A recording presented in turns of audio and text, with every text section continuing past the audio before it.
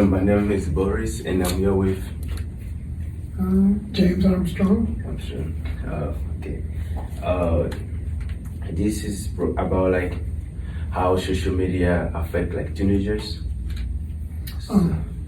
How social media affect teenagers? Yeah. Okay.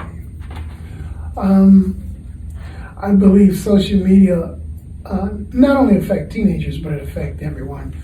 I think it affect teenagers especially because I'm a teacher or whatever, I'm in the classroom, most teenagers pull out their cell phones, which carries their social media, which seems to divert their attention to what they think is important. Sometimes students do social media out of habit because it's the thing to do, because it's in their hands.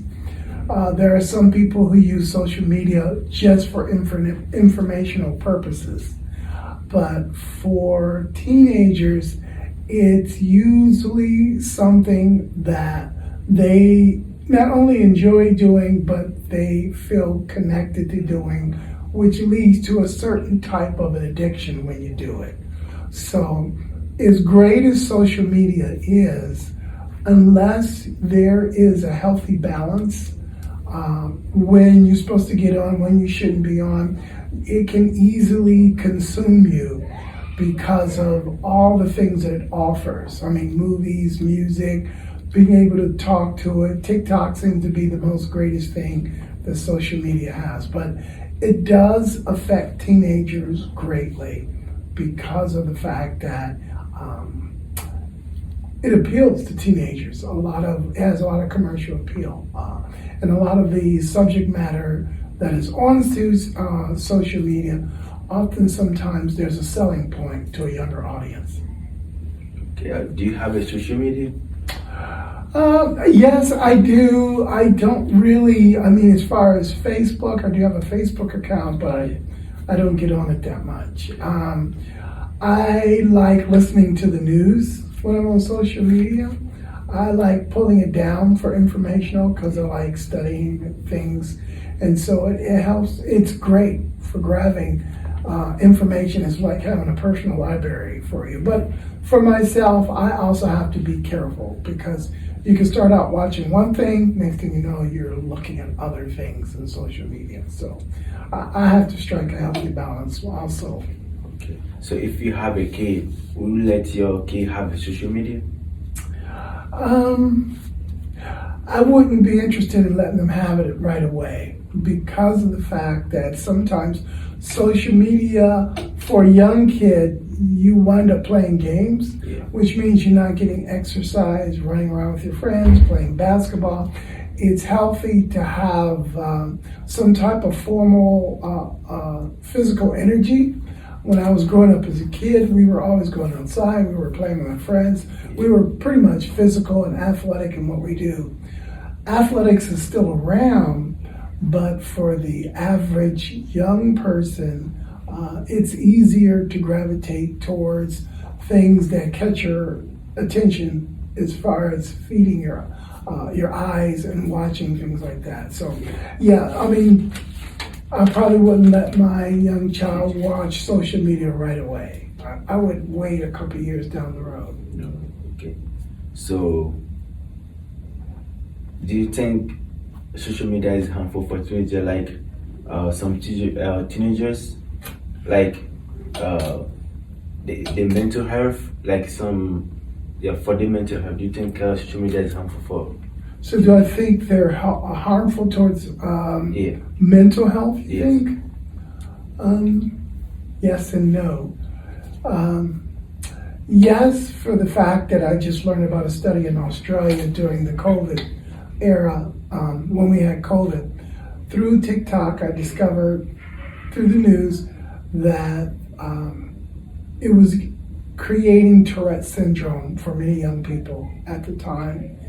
And they found out that there were some, I'm trying to find the right word for this. There was some information that was done by the Chinese culture that was appealing to young people. In China, they do not They have TikTok, but it's only educational, not entertainment. So, yes, I think social media can be bad without each one of us individually governing ourselves. And then social media can be good if we also can govern ourselves and use it for the right purposes. It's almost like many of things in mechanics. You drive a car is great for getting around, going to work, coming back, getting to where you need to be. But at the same time, if you use a car for its wrong purposes, it can be detrimental to others, like speeding, going fast, breaking the laws and things like that, or joyriding, an excessive amount of joyriding. You eat through your gas and things like that. Those would be the downside of driving a vehicle. But the upside is what the vehicle can provide as far as you getting from place to place. I think social media can provide something solid and something good. But right now, as humans, we have a tendency to overindulge in things. We have a tendency to be addicted to things, and it's not just social media. It's the fact that we don't know how, on many occasions, be our own gatekeepers over things. So that's where many schools rely on teachers and administrators saying that, okay, we're going to put away our phone. This is what we need to do.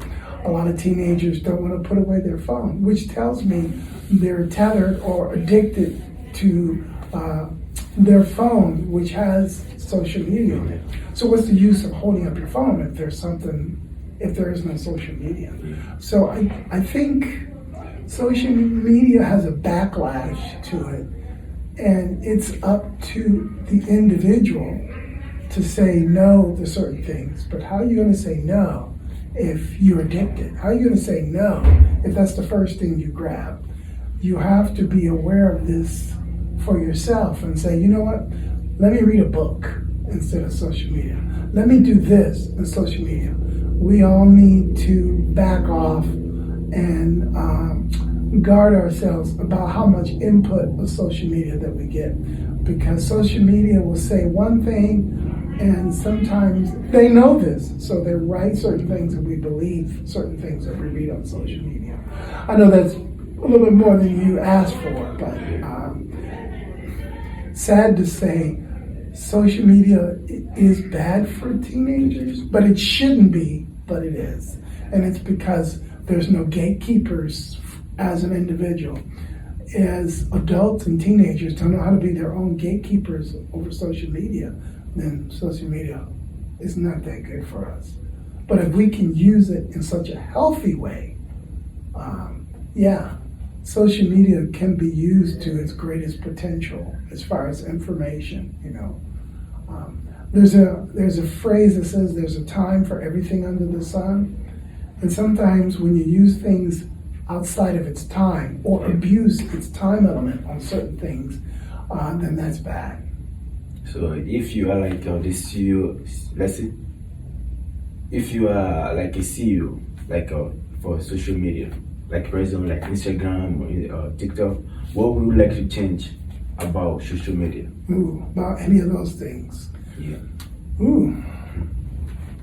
That's a big question, because of the fact that shutting everything down isn't the answer, but being able to have safeguards for those things are an answer. And the big question would be is, how do you safeguard something or regulate something that big?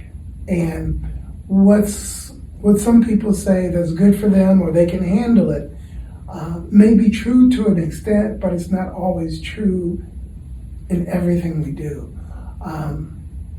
We could, as individuals, and it's up to us as individuals, to say that I'm going to only spend a limited amount of time on social media. I'm only going to spend, like, for myself, I may spend maybe only 1 hour No. a day, and that's it. For some people, 30 minutes. Some people, 3 hours. And even 3 hours seem excessive, but successive.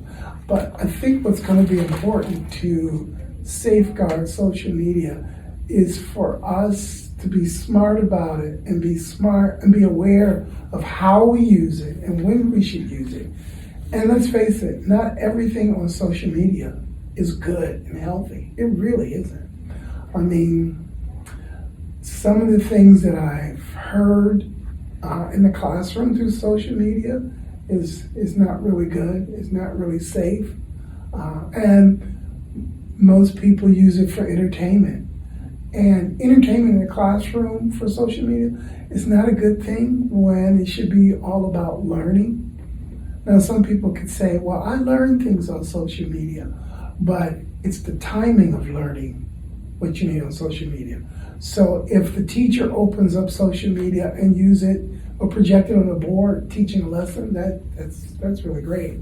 But if everyone continued to whip out their cell phone and start listening and watching social media when a teacher or someone is giving an illustration or a lecture or a speech, that's not good. And we can create all types of excuses that we want to for using what we have. But let's face it, we can be very disrespectful with social media. And social media should be after you work. You work a full day, do it after work. You go to school a full day, do it after school or when you break. But that's not the case. Very few people can do that. Many people don't. And teenagers incline to overindulge in social media all the time. They have a difficult time putting their phones away in a setting that requires their attention.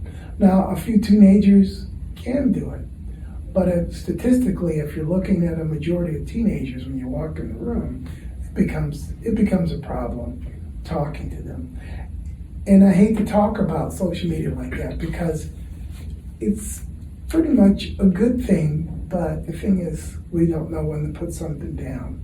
We really don't. If you think about all the different type of addictions that we have in the life that we live, not just smoking, not just drinking, not just binging on television, we can binge on anything.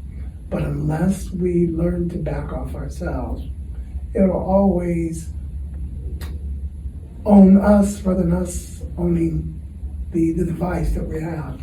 Our device, we won't do it. We don't seem to want to put it down and say, yeah, I can walk away from this. Can you walk out the house without it? Yeah. Some people feel like, I can't do that. They'll drive all the way back home or do whatever it takes to go back, pick up their phone, which has social media. And even though we're talking about social media, we have to understand that social media seems to be a part of a phone, but technically social media is separate, even though it's on a phone, because you have it on your laptop, you can have it on your iPad, and it's the social media itself and the information that it provides that could be good or bad. Not so much the iPad, the phone, or the computer itself, but the information that comes across it can be good or bad.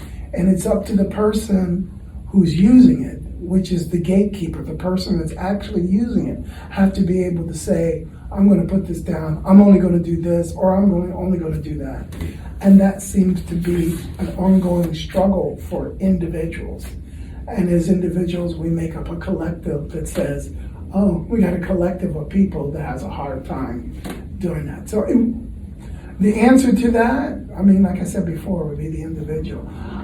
It's not enough for an organization to come in and say, let's get rid of social media, let's get rid of cell phones and stuff like that.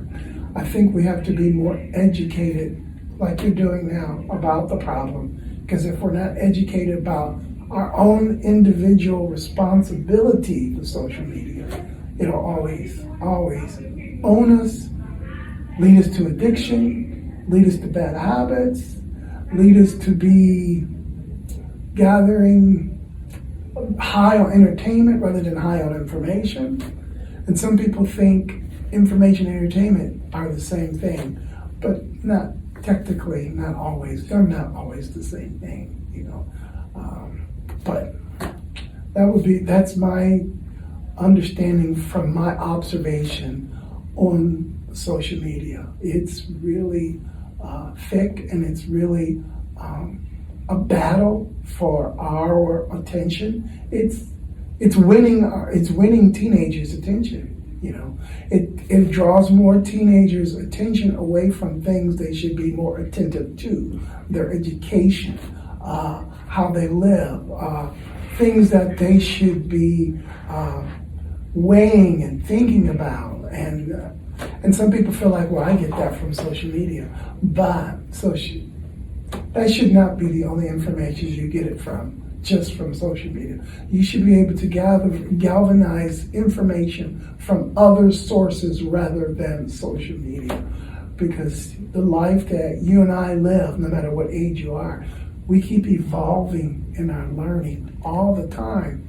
But to learn, it isn't just social media. I mean, we've got libraries, and you'd be surprised to find out from librarians or people who run the library how many books actually are checked out, how many books are actually read. And if you walk into a library, the library is leaning towards social media themselves, because the reading a book doesn't seem to be quite as popular today as it was when I was younger. You know, that's where you get your adventure and your knowledge.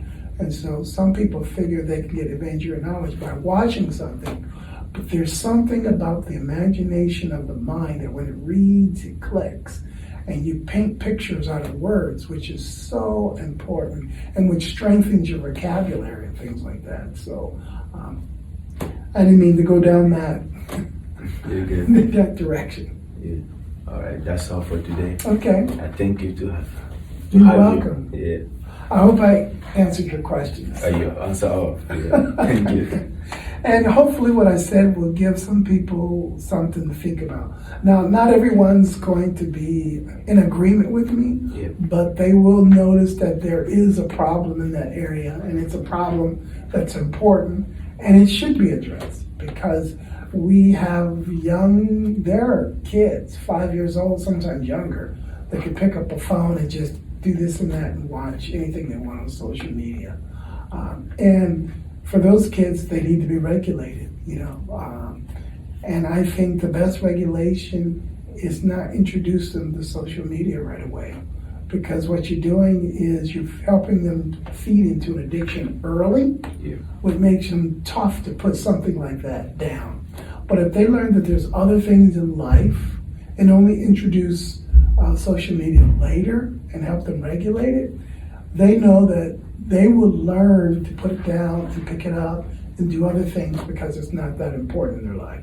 It's only an essential that needed for maybe calling someone or gathering information or something like that. But if you pick it up and you're entertained like a television all the time, that's bad for a young child, you know. All right.